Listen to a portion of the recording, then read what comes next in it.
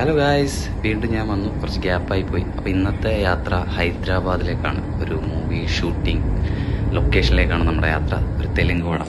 അപ്പോൾ ഞാൻ എയർപോർട്ടിലെത്തി, ചെക്കിനൊക്കെ ചെയ്ത് ഒരു സൈഡ് വിൻഡോ ഒക്കെ ചോദിച്ച് മേടിച്ച് നേരെ ഫ്ലൈറ്റിലോട്ട്. സത്യത്തിൽ നേരത്തെ ഇറങ്ങിയതാണ് എയർപോർട്ടിലേക്ക്, പക്ഷേ വരുന്ന വഴി ബ്ലോക്കും കാര്യങ്ങളും എല്ലാം കിട്ടി.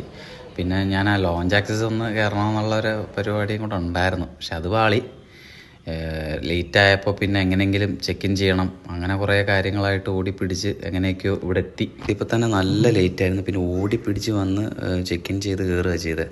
കുറച്ച് ബ്ലോക്കൊക്കെ കിട്ടി, പണിയായിപ്പോയി. എന്ത് ചെയ്യാനാ. കുറേ നേരം നിന്ന് ചെക്ക് ഇൻ ചെയ്തപ്പോൾ പിന്നെ എൻ്റെ വേപ്പൊക്കെ പിടിച്ചു കേട്ടോ, അതൊക്കെ അങ്ങ് പോയി. പുതിയൊരു വേപ്പായിരുന്നു, അത് പോയി. പിന്നെ അങ്ങനെ കുറേ നേരം വെയിറ്റ് ചെയ്തിരുന്ന് എൻ്റെ സീറ്റിലേക്ക് ഞാൻ കയറിയിരുന്ന് അങ്ങനെ സൈഡ് വിൻഡോ കിട്ടിയപ്പോൾ കാഴ്ചയൊക്കെ കണ്ട് അങ്ങനെ നൈസായിട്ട് വൈബ് പിടിച്ച് പൊയ്ക്കൊണ്ടിരുന്നപ്പോഴായിരുന്നു അതിനകത്ത് തന്നെ ഒരു ഫാമിലീസ് എൻ്റെ ഓപ്പോസിറ്റ് ഉണ്ടായിരുന്നു. അതിലൊരു പയ്യൻ വന്നിട്ട് വിൻഡോ സീറ്റ് വന്ന് ചോദിച്ച്. പിന്നെ കൊച്ചു ചെറുക്കനല്ലേ, ചോദിച്ചിട്ട് കൊടുത്തില്ലെങ്കിൽ അതൊരു മോശം. അടുത്തടുത്ത് വേറെ ആൾക്കാർ ഇരിപ്പുണ്ട്. അങ്ങനെ എന്ത് ചെയ്യാനാ, എൻ്റെ സീറ്റ് മനസ്സോടെ ഞാൻ ആ ചെറിയ പയ്യന് കൊടുത്തിട്ട് ഞാനും ആക്ച്വലി ഫ്ലൈറ്റിനകത്ത് കിടന്ന് കസാരകളിയായിരുന്നു. പിന്നെ കുറച്ച് നേരം ഫ്രണ്ടിൽ വന്നിരുന്ന് അപ്പോൾ ടീ കോഫിയൊക്കെ കിട്ടി, ഒക്കെ കുടിച്ച് ഓപ്പോസിറ്റ് എയർ ഹോസ്റ്റസൊക്കെ ഉണ്ടായിരുന്നു. അങ്ങനെ അഡ്ജസ്റ്റ് ചെയ്ത് ഓക്കെയാണ്. ഫൈനലി ഞാൻ ലാൻഡ് ചെയ്ത്. കണ്ടില്ലേ ഞാൻ ഇരിക്കുന്നത് എവിടെയാണ്, ഏറ്റവും ലാസ്റ്റിൽ സൈഡ് സീറ്റ് കിട്ടിയ ഞാൻ. അത് പോട്ടെ, കുഴപ്പമില്ല. പക്ഷേ വേറൊരു പണി കിട്ടിയെന്തെന്ന് വെച്ച് കഴിഞ്ഞാൽ അവിടെ എത്തിക്കഴിഞ്ഞപ്പോഴാണ് ഞാൻ അറിഞ്ഞത് ലാൽ സാർ, ആക്ച്വലി ഞാൻ സിദ്ദിഖ് ലാലില്ലേ, നമ്മുടെ താടി ലാൽ സാറിന് ഒരു ഗെറ്റപ്പ് പിടിക്കാൻ വേണ്ടിയിട്ടാണ് ഒരു ഒറ്റ ദിവസത്തെ തെലുങ്ക് പടത്തിൻ്റെ ഒരു വലിയ പടം, അതിൻ്റെ ഷൂട്ടിന് വേണ്ടിയിട്ടാണ് ഞാൻ എത്തിയത്. അപ്പോൾ ഇവിടെ എത്തിയപ്പോഴാണ് അറിഞ്ഞത് പുള്ളി ഓൾറെഡി അവിടെ നിന്ന് കയറിയതേ ഉള്ളൂ ചെന്നൈയിൽ നിന്ന്. അപ്പോൾ ഫ്ലൈറ്റ് ലേറ്റ്. അപ്പോൾ അവിടുന്ന് കൊച്ചിയിൽ നിന്ന് ഫാസ്റ്റായിട്ട് കയറിയതിന് എനിക്കിവിടെ വന്നപ്പോൾ പണി കിട്ടി.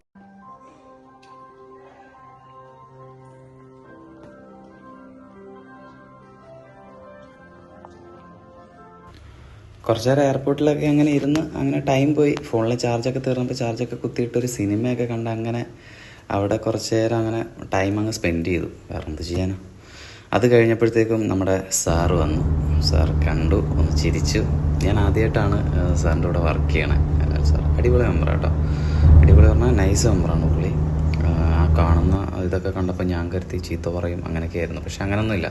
സൂപ്പറാണ്, നൈസ് മെമ്പർ. അപ്പോൾ ഞങ്ങൾ രാത്രി ഒരുമിച്ച് നേരെ ഞങ്ങളുടെ റൂമിലേക്ക്. നെക്സ്റ്റ് ഡേ ഞങ്ങളുടെ ലൊക്കേഷനിലേക്ക് ഇരിക്കുന്നു ഞങ്ങളുടെ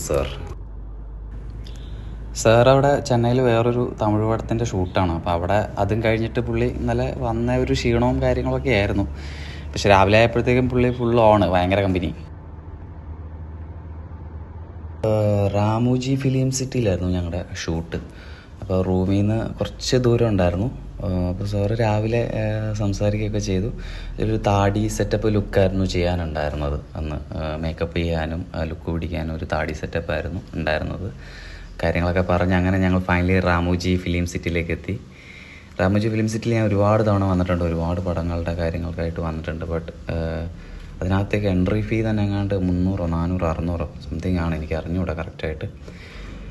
രാമോജി ഫിലിം സിറ്റി റെയിൽവേ സ്റ്റേഷനിലാണ് ഞങ്ങളുടെ ഷൂട്ട് ഉണ്ടായിരുന്നത്. അവിടെ ട്രെയിൻ സീക്വൻസോ കാര്യങ്ങളോ എന്തൊക്കെയോ ഷൂട്ട് ചെയ്യാനുണ്ടായിരുന്നു. അപ്പോൾ ഗെറ്റപ്പും കാര്യങ്ങളും നേരത്തെ ചെയ്തിരുന്ന പടമായിരുന്നു, അപ്പോൾ അതിൻ്റെ കണ്ടിന്യൂഷനാണ്. അപ്പോൾ ലുക്കും കാര്യങ്ങളൊക്കെ സംസാരിച്ച് അങ്ങനെ ഞങ്ങൾ കുറച്ചും കൂടെ ഒന്ന് കമ്പനിയായി. അങ്ങനെ അടിപൊളിയായിരുന്നു. അങ്ങനെ ഞങ്ങൾ ലൊക്കേഷനിലെത്തി. ഈ കാണുന്നതാണ് നമ്മുടെ റെയിൽവേ സ്റ്റേഷൻ. നമ്മൾ എല്ലാ പടങ്ങളും ട്രെയിനിൻ്റെ സീക്വൻസ് എടുക്കാനായിട്ട് തമിഴും തെലുങ്കും എല്ലാ ലാംഗ്വേജിൽ നിന്നും വന്നെടുക്കുന്ന ഒരു സ്ഥലമാണിത്. ട്രെയിനിൻ്റെ 4, 5 ബോഗിയും അങ്ങനെ വേണ്ട എല്ലാ ഫെസിലിറ്റീസും ഈ ഒരു റെയിൽവേ സ്റ്റേഷനിലുണ്ട്. സ്ലീപ്പർ വേണമെങ്കിൽ സ്ലീപ്പർ, AC വേണമെങ്കിൽ AC, ലോക്കൽ വേണമെങ്കിൽ അങ്ങനെ എല്ലാം ഉണ്ട്. 4 ബോഗിയോ 5 ബോഗിയോ സംതിങ്ങേ ഉള്ളൂ. ഞാൻ ഒരുപാട് പടം ചെയ്യാനായിട്ട് വന്നിട്ടുണ്ട് ഈ റെയിൽവേ സ്റ്റേഷൻ ഷൂട്ട് കാര്യങ്ങൾക്കൊക്കെ ആയിട്ട്. ഈ കാണുന്ന കണ്ടില്ലേ, ഇത് സ്ലീപ്പർ കോച്ചായിരുന്നു. സ്ലീപ്പറല്ല, ലോക്കലാണെന്ന് തോന്നുന്നു. ഇതിൻ്റെ ഫ്രണ്ടേജ് കണ്ടോ നിങ്ങൾക്ക്? ഫ്രണ്ടേജ് നേരെ പോയി കഴിഞ്ഞ് കഴിഞ്ഞാൽ ഒരു പണ്ടത്തെ നമ്മുടെ എൻജിനില്ലേ, പഴയ എൻജിൻ, അതാണ്. അതിൻ്റെ ഫ്രണ്ടിൽ ട്രാക്ടർ ഇട്ടിട്ട് കെട്ടി വലിക്കുക, ചെറിയ മൂവ്മെൻറ്റ് ഷോട്ട് കാര്യങ്ങളൊക്കെ എടുക്കാൻ വേണ്ടിയിട്ട് അങ്ങനെയാണ് ഇത് ഉപയോഗിക്കുന്നത്. കണ്ടോ, 4 ബോഗിയേ ഉള്ളൂ കേട്ടോ കറക്റ്റായിട്ട്. പിന്നെ ഇവിടെ ഏത് വേണമെങ്കിലും ഈ പ്ലാറ്റ്ഫോം കണ്ടോ, ഇപ്പോൾ കേരളം വേണമെങ്കിൽ കേരളത്തിലെ ഏത് ജില്ലയിൽ വേണമെങ്കിലും ആ രീതിയിലാക്കാം, എങ്ങനെ വേണമെങ്കിലും ചെയ്യാം. അതാണ് അവിടുത്തെ ഒരു സ്ട്രക്ചർ. അങ്ങനെ ഭയങ്കര രസമാണ്. അങ്ങനെ ഈ കാണുന്ന രാമുജിയിലെ ക്യാരവാനാണ് ആ റെഡ്. പിന്നെ അപ്പുറത്ത് ഞങ്ങളുടെ ക്യാരവാനും എല്ലാം ഉണ്ട്. അത് ആ റെയിൽവേ സ്റ്റേഷൻ്റെ ആ ഫ്രണ്ടേജാണത്. ഫ്രണ്ട് ഷൂട്ട് ചെയ്യണമെങ്കിൽ അങ്ങനെ. ഈ കാണുന്ന നമ്മുടെ അവിടുത്തെ എക്യുപ്മെൻസും. ഞാൻ പടത്തിൻ്റെ കൂടുതൽ ഡീറ്റെയിൽസ് പുറത്തോട്ട് പറയുന്നില്ല, കാരണം നമ്മളത് ചെയ്യുന്നത് ശരിയല്ല. ഇതിൽ വർക്ക് ചെയ്തുകൊണ്ട് തന്നെ ചെയ്യുന്നത് ശരിയല്ല. അതുകൊണ്ടാണ് വേറെ വിചാരിക്കരുത് ഏതാ പടം. പുഷ്പ 2 ഒരു സോങ് ഐറ്റം സോങ് അവിടെ നടക്കുന്നുണ്ടായിരുന്നു കേട്ടോ.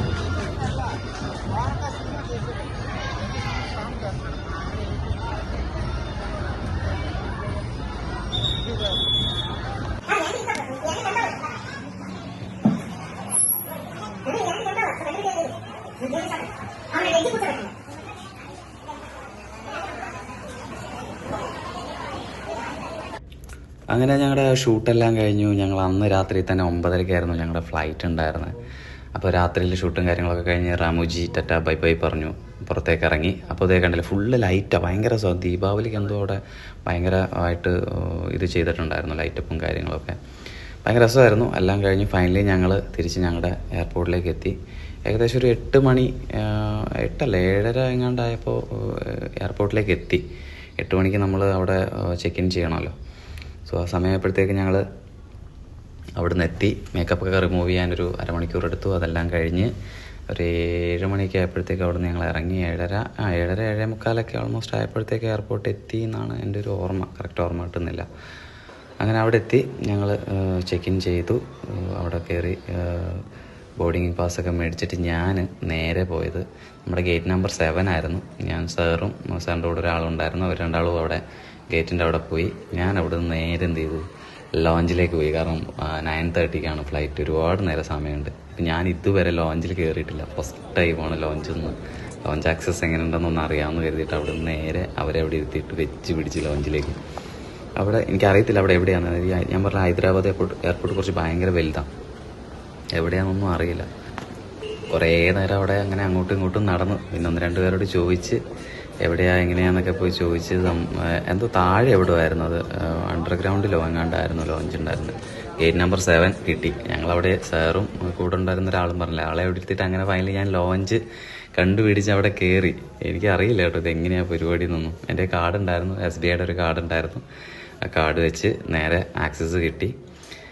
എത്ര 1 രൂപയോ 2 രൂപയോ എങ്ങാണ്ടാന്ന് തോന്നുന്നു കൊടുത്തു. നേരെ ഇതിനകത്തോട്ട് കയറി.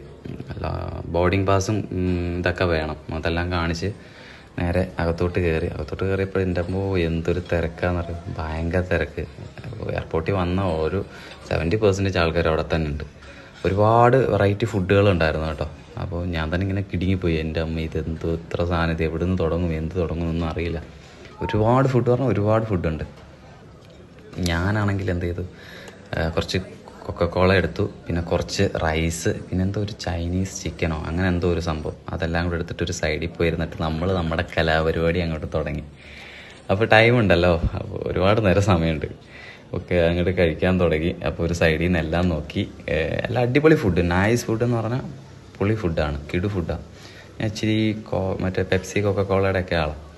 അങ്ങനെ അതൊക്കെ കഴിച്ച് അങ്ങനെ കുറച്ച് നേരം അവിടെ ഇരുന്ന് അങ്ങനെ നമ്മുടെ ആ ഒരു യാത്ര അങ്ങനെ അങ്ങ് പൊളിയാക്കി. അപ്പോൾ നെക്സ്റ്റ് വീഡിയോ ആയിട്ട് വീണ്ടും കാണാം. Thank you so much.